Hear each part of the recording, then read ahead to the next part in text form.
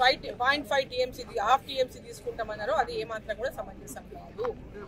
గతంలోనే దీన్ని మేము తీవ్రంగా ఆనాడు టీఆర్ఎస్ ప్రభుత్వంలోనే తీవ్రంగా వ్యతిరేకించాం. పాలమూరు ఎమ్మెల్యేలుగా పాలమూరులో ఉన్నటువంటి ఎమ్మెల్యేలు అందరం కూడా సంతకాలు చేసి ఇంటికి ఇక్కడ నుంచి నీళ్లు తీసుకోవద్దనేటటువంటి విధంగా ప్రతి ఒక్కరం కూడా సంతకాలు చేసి ముఖ్యమంత్రి కేసీఆర్కి ఇచ్చినాము.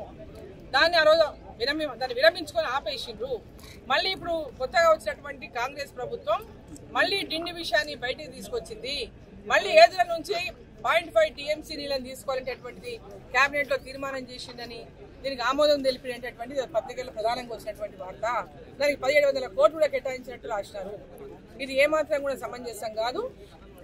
మీరు వాళ్ళకి ఇంటికి తీసుకోండి నీళ్లు, బట్ డైరెక్ట్ గా తీసుకోండి అప్రోచ్ ఛాలెంజ్. ఇక్కడ పాలమూరు రంగారెడ్డికి ఏదైతే అలొకేషన్ ఉందో దాంట్లోకెళ్ళి తీసుకోవడం వల్ల పాలమూరు రంగారెడ్డి ప్రాజెక్టుకు అన్యాయం జరుగుతుంది, పాలమూరు జిల్లాకు అన్యాయం జరుగుతుంది.